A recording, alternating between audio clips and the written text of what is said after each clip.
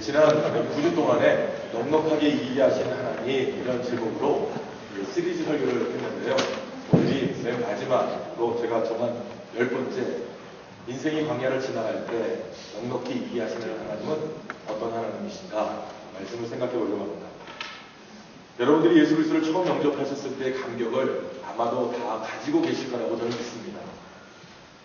노예에서 해방된 사람과 같은 자유함, 세상이 줄 수 없는 기쁨, 감동, 주 안에서 누리고 있다라고 하는 생생한 증거가 분명히 여러분들에게 있으셨을 겁니다. 그래서 그 자유함, 그 해방감, 그 감격, 그 감동을 아마도 다 기억하고 계신 줄 믿습니다. 제가 수요일 때 또 우리 새벽 예배 때도 말씀을 드렸는데요. 성도는요, 4가지 생일을 꼭 기억하라고 했거든요. 태어난 날, 결혼한 날, 이건 기본이지 않습니까? 근데 3번째는 세례받은 날, 4번째는 직분 받은 날입니다. 이걸 잘 기억하면서 그때 받았던 결단, 결심, 그때 다짐했던 확신을 되새기면 우리의 삶 가운데 어려움이 와도 이겨나갈 수 있거든요. 살다 보면 우리를 지치게 하고 목을 타게 하는 것 같은 광야 같은 삶이 우리에게 놓여 있습니다. 요즘에는 우리가 사업을 하시지만 회사 다니는 사람들은 어느 순간에 레이오프 당해서 이제 일자리를 잃어버리는 경우도 있습니다. 캐나다에서도 공무원을 줄인다고 하지 않습니까? 안정됐다고 생각했던 곳에 안정감을 찾지 못할 때가 있습니다. 또 건강하다고 생각했는데 그냥 한번 건강검진을 받았는데 이게 정말 생명의 위협까지 또 인생의 목적까지 흔들어놓는 어려움을 당할 때가 있습니다. 또 예기치 않게 주위 사람들로부터 많은 어려움을 당하는데 그 어려움이 한 번에 끝나는 것이 아니라 계속해서 가중되고 또 감당할 수 없을 만큼의 외로움과 또 갈급함에 사로잡힐 때가 있습니다. 한마디로 이야기하면 인생의 광야죠. 메말라 있고 생기도 없고 삶의 의미도 없는 그 광야 같은 인생에서 우리가 질문하는 것은 하나님 왜 나에게 이런 어려움 주십니까? 왜 하필이면 납니까? 왜 하나님께서는 이런 순간을 나에게 지나가게 하십니까? 라고 되물을 때가 있습니다. 그런데 중요한 것은 하나님은 우리가 고통으로 괴로워하고 고통으로 평생을 가게끔 하시는 하나님은 아니시거든요.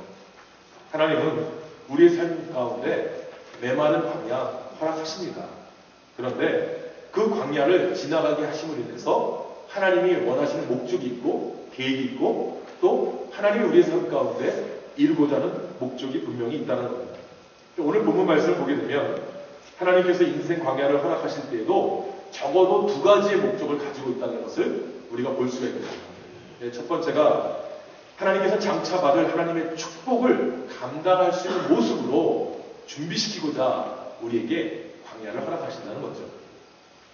광야, 메마른 사막과 같은 인생의 순간을 하나님이 그냥 주시는 것이 아니라 그것을 감당함을 통해서 받을 축복, 그 축복을 받을 수 있는 조건과 또 영향력을 있게끔 하나님 만드실 때에 우리에게 광야, 사막과 같은 메마름을 주신다는 거거든요. 오늘 본문 22절에 보게 되면 이렇게 기록하고 있습니다. 모세가 홍해에서 이스라엘을 인도하며 그들이 나와서 술광야로 들어가서 거기서 사흘 길을 걸었으나 물을 얻지 못하고 라고 이야기합니다. 잠깐 우리가 지도를 좀 한번 봤으면 좋겠는데요. 우리가 그냥 수르광야, 마라, 엘림 이런 말들 합니다. 그런데 여러분들께서 보시다시피 포인트가 안 찍히는데요. 왼쪽에 보게 되면 출애굽이라고 하는 그 돼 있고요. 지금 지도상으로는 홍해를 건너지 않은 것처럼 보이죠.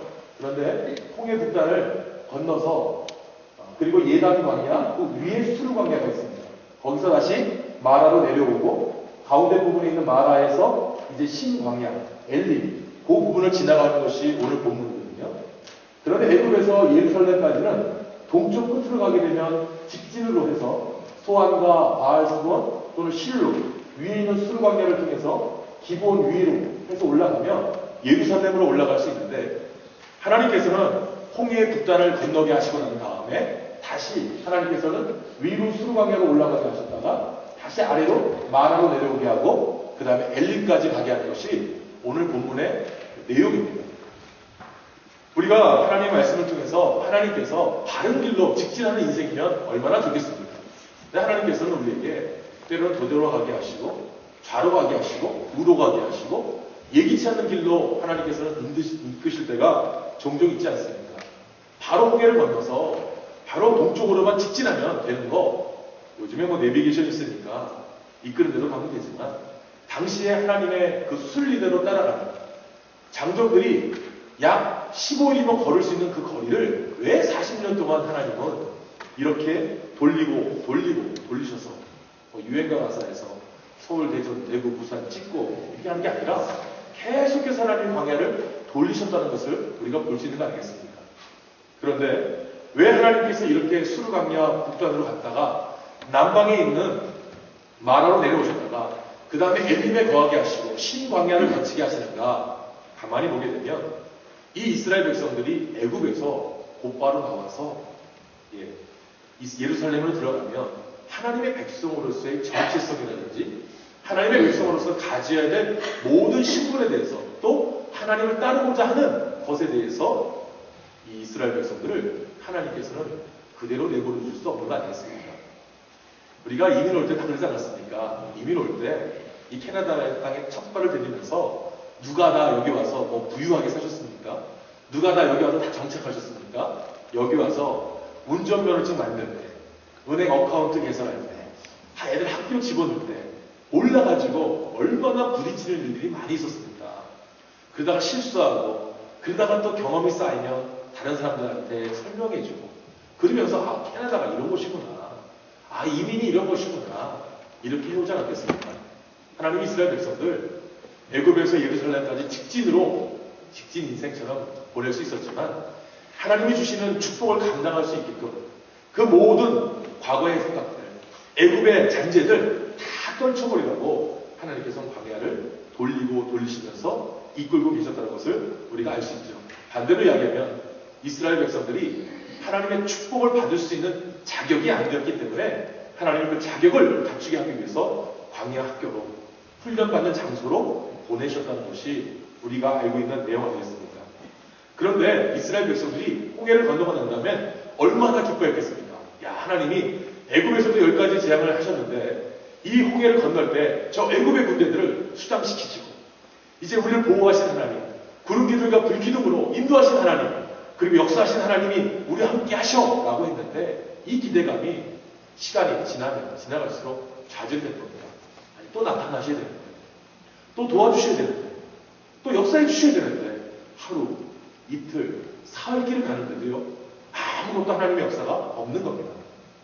처음에는 찬양하고 처음에는 영광 돌렸던 이 이스라엘 백성들 이제는 원망하고 저주하고 지도자인 모세에게 또 서로에게 승질을 내고 또 자기들의 그런 불만과 불평을 토로하는 모습들이 나오는 거 아니겠습니까? 이스라엘 민족들이 불과 며칠 사이에 이렇게 바뀌는 거, 뭐 조속으로 바뀌는 다혈질도 있지만 하나님의 백성으로서 하나님이 이끄시는 그 섭리 가운데 가기 위해서 이스라엘 백성들에게 주시는 하나님의 뜻을 이스라엘 백성들이 어찌 알겠습니까? 오늘 우리 인생과 마찬가지입니다. 좌우를 둘러가도요 우리에게 힘이 되고 능력이 되는 게 어디 있겠습니까? 메말라 있습니다. 정이라면 없는 거 없습니다. 또 뭔가 기대했는데 이루어지지도 않습니다. 또 믿음 생활 잘한다고 하는데 왜 나한테 역경이 오고 어려움이 오는지 이해가 되지 않습니다. 그럴 때 우리가 뭐라고 하겠습니까? 더군다나 이제 갈급한 나머지 물을 먹겠다고 하는데 그 물마저도 먹을 수 없는 쓴물, 마라, 나의 쓴물이다 라고 하는 곳에 정착을 한 이스라엘 백성들 불만할 수 있죠. 모세에게 우리가 무엇을 마실까 하였다라고 하는 그런 표현을 하면서 24절에 모세에 대한 원망을 합니다. 그런데 출애굽기 16장 8절에 보게 되면 모세가 이렇게 기록합니다. 우리가 누구간데 너희가 우리를 원망하느냐. 모세가 또 가로되 여호와께서 너희에게 고기를 주어 먹게 하시고 아침에는 떡으로 배불리시니 이는 여호와께서 자기를 향하여 너희의 원망하는 그 말을 들으셨음이니라. 우리가 누구냐? 너희의 원망은 우리를 향하여 함이 아니요 여호와를 향하여 함이로다. 사람들에게 하는 말, 같은 민족에게 하는 말, 지도자에게 하는 그 말조차도 모세는 너희가 여호와를 향해서 하는 불만이다, 불평이다. 너희가 어찌 이 광야 학교에서 하나님이 이끄시는데 순종하지 못하고 입으로 나타내는 것이 불만이고 입으로 나타내는 것이 정죄고 입으로 나타내는 것이 비난이고 입으로 나타내는 것이 불만이냐. 이거는 너희가 여호와의 보호하심과 인도하심을 믿지 못하고 여호와를 향해서는 말이다 라고 표현한다는 겁니다. 여기서 우리는 왜 하나님께서 그들을 직접 가나안 땅으로 직접 들어가게 못하시는지를 알게 하신 겁니다. 순전히 공짜 인생 아닙니까? 덤으로가는 인생, 그냥 숟가락 하나 더 얹어놓고 가는 인생, 세상에서 그렇게 표현하지 않습니까? 노력해야 되는데 그냥 막판에 가서 한번 뒤집기 하듯이 숟가락 하나 딱 얹어놓고 올라가는 인생. 뭐 개인적인 고백으로는 저희 형 스타일이죠. 저는 이름 자체가 이게 기경하는 이름을 가지고 있는 깃털 한자인데 저희 형님은 다스리거든요. 같은 목사고 같은 또 군대에서도 있었고 이러고 있는데 저희 형님은 항상 먼저 안 나갑니다. 먼저 동생 보고 네가 먼저 미국 비자 받는데 회사 한번 가봐. 어떤 질문 하는지 한 다음에 나한테 알려줘. 그러면 제가 그래 알았어 하고 가가지고서는 한 2시간 3시간 붙잡혀가지고 별의별 이야기 다 하죠. 하고 오면 우리 형님은 그래 뭐라고 붙더냐 이거 물어봐. 그래 알았어 하고 가서 한 번에 받는 겁니다.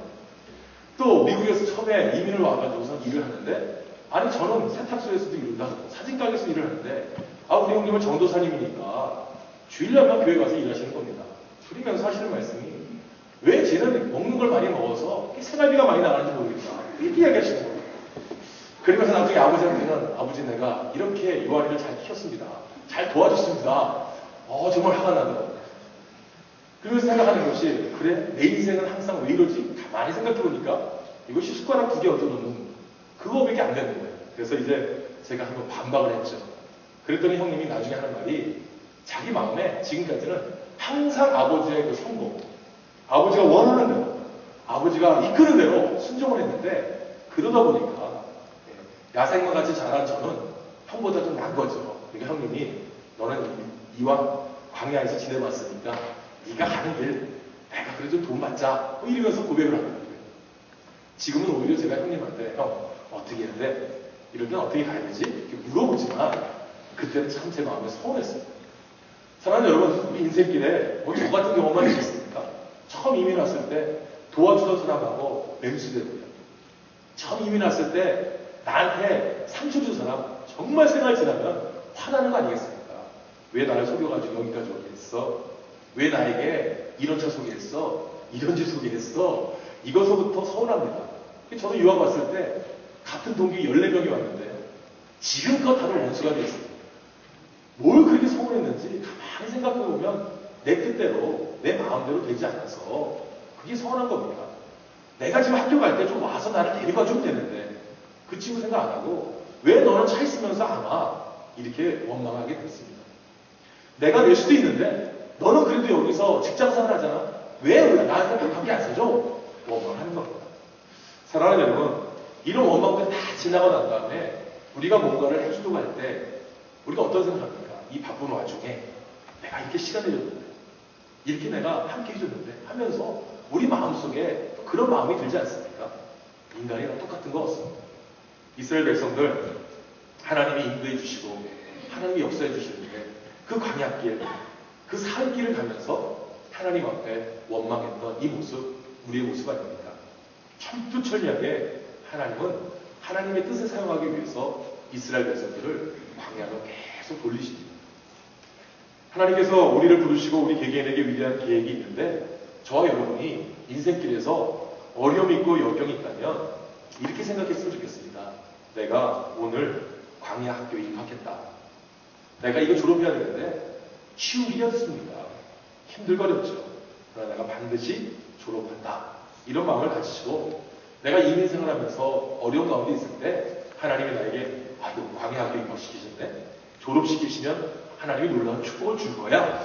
이런 마음을 가지고 우리의 생각과 마음과 자세를 바꿔보는 겁니다.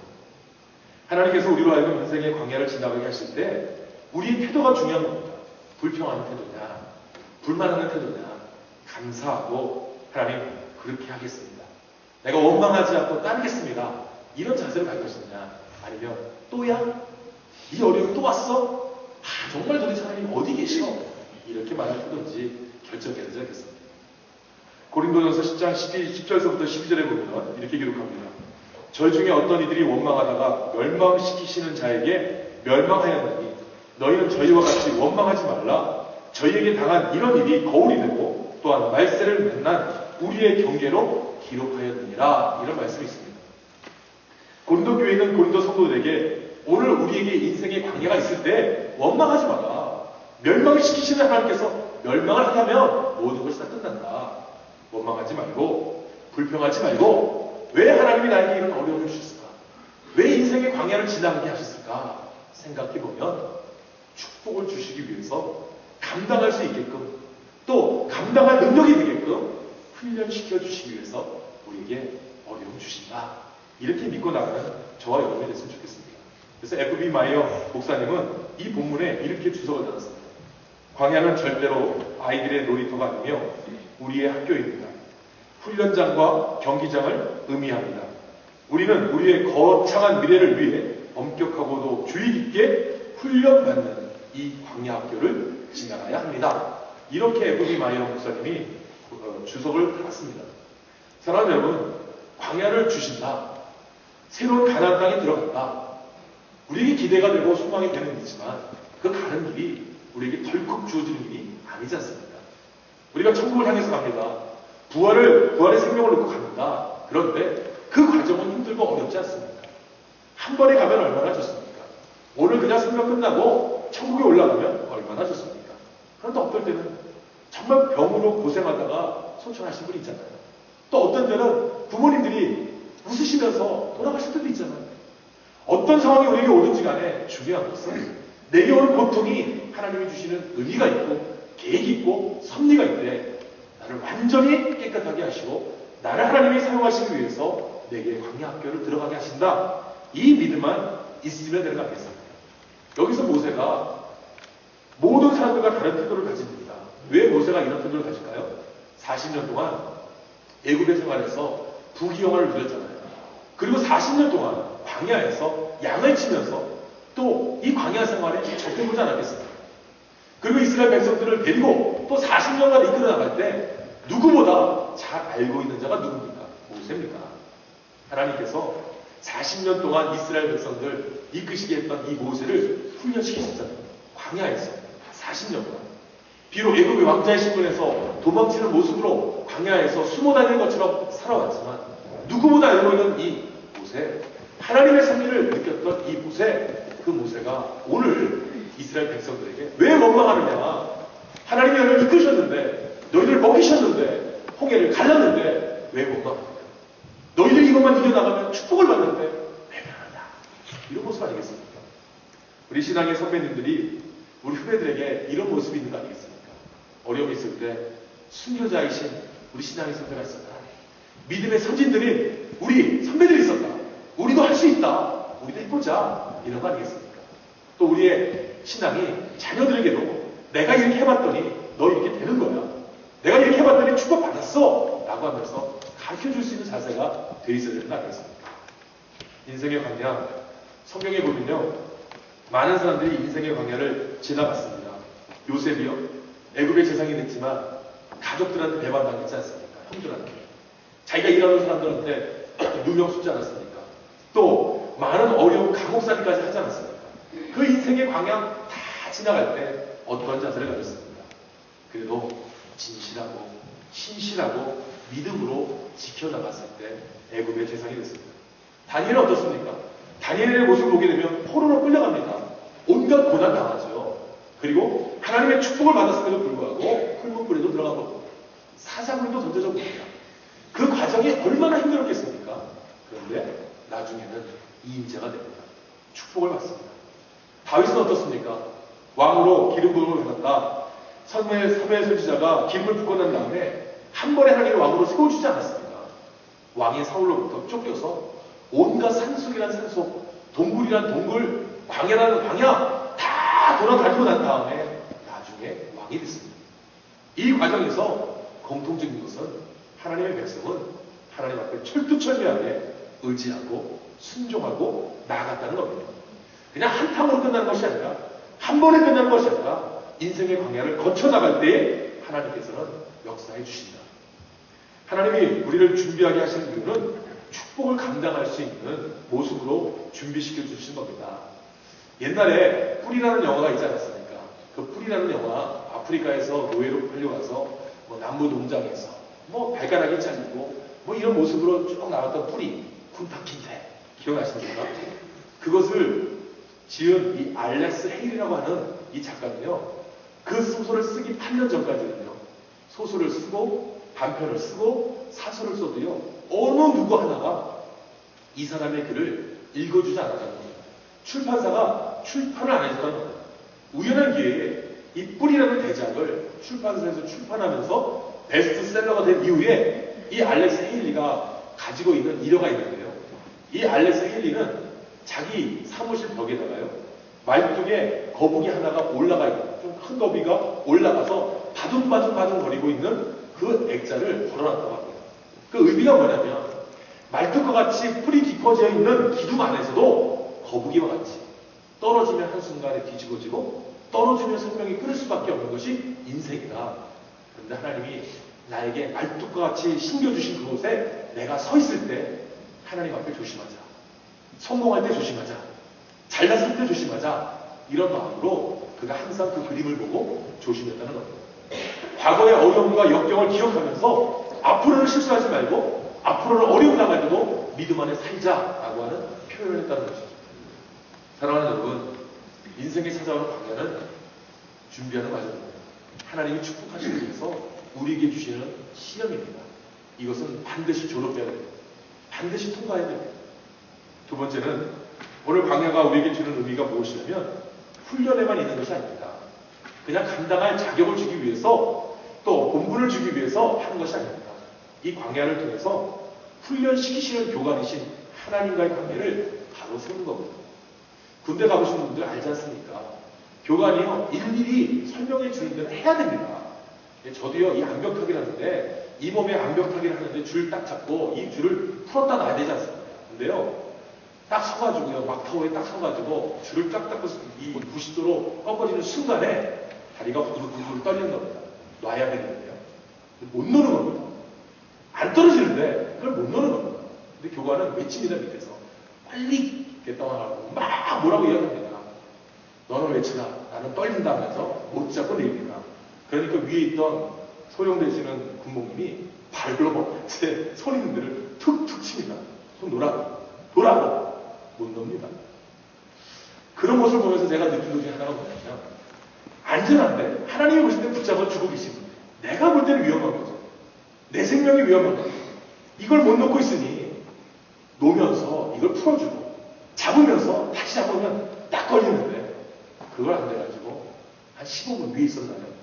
내려오자마자 갑자기 이제 나우트페이 헬스 해가지고 팔굽혀펴기 하라고 했는데 이거 얼마나 창피인지. 사랑하는 여러분, 훈련자이신 하나님이 우리에게 원하시는 게 있잖아요. 그런데 내가 청종하지 못하고 내가 바른 자세로 따르겠다는 순종의 자세가 없으면 우리는 아무것도 배울 수가 없고 아무것도 얻지를 못합니다. 하나님께서 인생의 광야를 지나게 하시는 것은 그 지나는 과정 속에서 하나님과 나의 관계를 바로 세우기 위해서 하나님이 역사해 주신다는 것이죠. 이스라엘 백성들 반석을 갈라서 목마르게 할 때에 능력을 베푸신 하나님을 만나게 합니다. 배고플 때에 만나를 주시면서 먹이신 하나님을 체험하게 합니다. 더울 때, 추울 때 구름기둥, 불기둥으로 하나님이 보호해 주시고 인도하신다는 것을 알게 합니다. 그럼에도 불구하고 하나님의 말씀에 순종하지 못하고 따르지 못하는 것이 이스라엘이요 우리 아닙니다.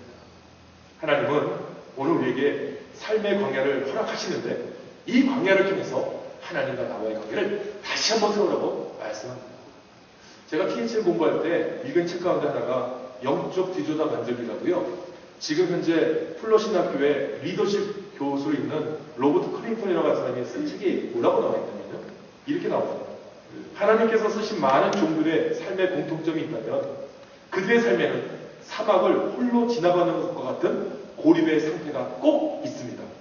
이 고립의 기간이 하나님이 역사하시는 시간임을 기억하고 하나님과의 더 깊은 관계를 갖고 체험하는 그 계기가 되는 것이 리더의 성공자의 자격입니다. 이런 글을 이야기하면서 내비게이터 선교단체를 만들었던 챔프만에 대해서 그리고 가정 사역을 하는 제임스 답슨에 대해서, 토조에 대해서 많은 영향을 끼친 사람들에 대해서 그 리더십을 해봤더니 다 어려운 과정이 있었고, 그 어려운 과정 속에서 하나님 앞에 바로 섰던 사람들이 하나님이 사용을 하셨다라고 하는 그런 결과를 가지고 지금도 학생들에게 플러신학교에서 가르치고 있거든요. 우리가 항상 영광된 상태를 원합니다. 승리의 멸류관, 성공한 인생, 부유한 것 다 찾아봅니다. 그런데 쉽게 얻어진 게 어디 있습니까? 요즘 미국에서 그 메가빌리언짜리가 지금 3개가 발표됐다잖아요. 그 3개 때문에 지금 한 사람당 한 2억 달러를 받는다고 하는데 캐나다 사람들도 종종 가서 산다고 그러더라고요. 3군데에서 지금 발견이 됐는데 그 3군데 사람 왜 이제 또 나오느냐, 번호까지 다 나왔는데 그것을 누가 갖느냐, 아직은 누가 가졌는지를 나오진 않았지만 사람들이 그 한 탕을 보기 위해서 끊임없이 우리가 복권사지 않습니까? 그런데요, 물론 20년, 30년 열심히 하셔서 한 번에 되는 분이 있죠. 10억분의 1인가요? 이런 확률로 이기는 분도 있습니다. 한 탕이라는 게 쉽지가 않더라고요. 목회라고 한 탕으로 됩니까? 사업이라고 한 탕으로 됩니까? 한 쾌를 얻다가 땅 잃어버릴 때가 얼마나 많습니까? 선택 잘못하면 인생의 나락으로 떨어지는 것이 우리의 선택 아닙니까? 그런데 하나님 우리를 선택하시면 비록 인생의 광야 지나가는 것 같지만 하나님과의 관계만 바로 세우시면 하나님은 회복시켜 주시거든요. 저도 마찬가지입니다. 제가 인생길에 가만히 돌아보면 제가 교만했을 때가 다 하나님께서 그 다음에 치시더라고요. 제가 자만했을 때 하나님이 저를 시험을 들게 하시더라고요. 또 제가 뭔가 가졌다고 했을 때 하나님은 저를 떨어뜨리시더라고요. 그러면서 느끼게 하는 것이 하나님 앞에 내가 바로 보지 못했다. 하나님 앞에 진실하게 살지 못했다. 하나님 앞에 내가 눈물로 기도하지 못했다. 이럴 때 하나님이 시험을 하셨더라고요. 그런데 이겨나가니까 하나님께서 이끌어 주시는 것을 느낍니다. 이러한 것을 생각해서 우리가 이 광야를 지나갈 때 꼭 해야 될 또 2가지 태도가 있습니다. 가장 첫 번째는, 우리가 취해야 할 첫 번째 태도는 기도하는 겁니다. 오늘 본문 25절 보면 이렇게 기록하죠. 모세가 여호와께 부르짖었더니 여호와께서 그에게 한 나무를 지시하시니 그가 물에 던지니 물이 달아졌더라. 거기서 여호와께서 그들을 위하여 법도와 율례를 정하시고 그들을 시험하실세라는 말이 나오죠. 모세가 여호와께 부르짖었다. 광야 생활 40년, 산전, 수전, 공중전 다 겪은 이 모세가 그거 모르겠습니까? 광야에 물이 없는 거, 또 어디에 어떤 곳이 있다는 거 알지 못하겠습니까? 그런데 그럼에도 불구하고 모세가 했던 것은 여호와께 부르짖었다. 그때 하나님께서 그에게 한 나무를 지시하시니까 그 나무를 물에 넣으니까 이 물이, 쓴 물이 먹게 되는 물이 된다는 거 아니겠습니까? 지금도 중동 지방에는 이 메버리라고 하는 열매가 있답니다. 나무가지. 그 나무가지를 물에다 넣으면 철분이 제거돼서 물을 먹게 된다고 하더라고요. 그런 풍습이 있듯이 그러면 하나님 그 나무 가르쳐준 거 아니야? 이렇게 이야기할 수 있지만 모세가 부르짖었더니 여호와께서 그에게 한 나무를 지시하시고 그가 물에 던짐에 물이 달아졌다라 하는 것은 철저한 하나님을 의지하고 신뢰하는 거 아니겠습니까? 그렇기 때문에 하나님 앞에 기도했고 부르짖었더니 하나님이 말씀해 주셨다. 영의 눈이 열리고 영의 음성을 들을 수 있는 이 모세의 울부짖음과 같은 기도가 우리에게 있어야 되지 않겠습니까? 기도하면 하나님 앞에 음성이 들어야 되는데, 기도하면 마음에 확신이 생겨야 되는데, 기도하면 결단해야 되는데, 기도에도 하나님이 들어주시는지 안 들어주시는지, 인생은 나라 건너지고 광야 같은 길로 가고 힘들게 된다. 그만 나오기 쉽지 않습니다. 오늘 사람들이 왜 원망하는가 보게 되면 해결책이 없다고 생각하기 때문에 원망합니다. 그러나 하나님 앞에 기도하면 해결책은 있습니다. 지금 비록 이 이스라엘 백성들 그 마라에서 나뭇가지 하나 던짐을 통해서 이 쓴물을 먹게 했지만 하나님은 그 다음 편 엘림이라는 곳에 우리 맨 마지막 27절에 있는 내용이 나오지 않습니까? 나무가 있고요, 샘이 있고요, 장막을 칠 수 있는 여건이 있는 곳이 있는데 그것을 알지 못한 인간은 해결책이 없다, 목마르다, 원망, 저주, 불만, 불평 하는 모습들이 우리의 모습 아닙니까? 그래서 우리가 복음성가 가수 중에 송명희 시인의 나라는 게 있지 않습니까? 나 가진 재물 없지만 나 남이 보지 못한 거 보았다. 그러면서 고백하는 게 뭡니까? 공평하신 하나님이 나에게 주신 그 은혜 고백하는 거 아니겠습니까? 우리 한번 가사를 한번 띄워주시고 한번 찬양을 같이 한번 했으면 좋겠는데요. 우리가 인생의 광야길을 간다 할지라도 하나님 앞에 이런 찬양의 고백을 한번 같이 했으면 좋겠습니다.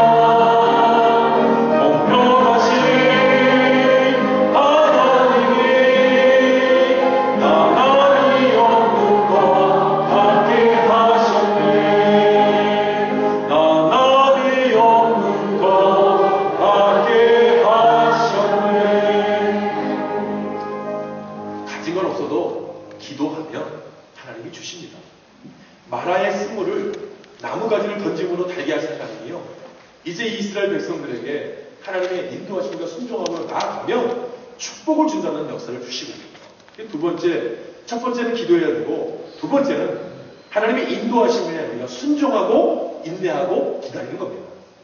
오늘 25절과 26절에 거기서 여호와께서 그들을 위하여 법도와 율례를 정하시고 그들을 시험하실 때 가라사대 너희가 너희 하나님 여호와의 말을 청종하고 나의 보기에 의를 행하며 내 계명의 귀를 기울이며 내 모든 규례를 지키면 내가 애굽 사람에게 내린 모든 질병이 하나도 너희에게 내리지 아니하리니 나는 너희를 치유하는 여호와입니다. 이 말씀에서 우리가 생각해야 될 것이 무엇입니까? 하나님이 시험하시는 겁니다. 광야 앞에 허락하시는 겁니다. 어려움 주시는 겁니다. 그런데 그 시험을 여호와의 말에 청종하고 의를 행하고 귀를 기울여 말씀의 그 규례를 지키며 어떤 질병도 너에게 임하지 않을 것이다. 나는 치료의 여호와다. 하나님의 놀라운 은혜가 있는 거 아니겠습니까?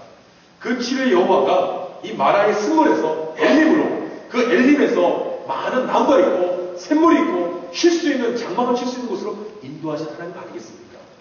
오늘 저와 여러분이 사업의 문제, 가정의 문제, 재물의 문제, 자녀의 문제, 모든 문제, 건강의 문제, 영적인 문제 다 있을 때에 하나님, 내가 하나님과의 관계를 바로 한번 세우겠습니다. 나를 위해서 하나님이 예비하신 그 길에 내가 순종해 보겠습니다. 내가 기도하면서 하나님의 음성을 듣고요. 내가 말씀에 청종하고 내가 인내하고 인도하심에 기다리면서 나아가겠습니다. 이런 마음이 있을 때 넉넉하게 이기게 하시는 하나님이 계신 거 아니겠습니까?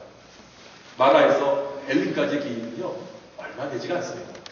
하루 길이 될지 아니면 몇 시간의 시간이 될지 모르는 길입니다. 근데 알지 못하면서 가보지를 못했으니까 불만, 불평, 낭만, 좌절하지만 하나님이 치료의 하나님이신데 역사의 하나님이신데 이제 조금만 참고 인내하면 되는데 그걸 참지 못하고 인내하지 못해서 좌절하고 낭망하는 거 아니겠습니까? 인생의 방향, 하나님께서 우리를 준비하기 위한 기간으로 입학시키는 학교입니다.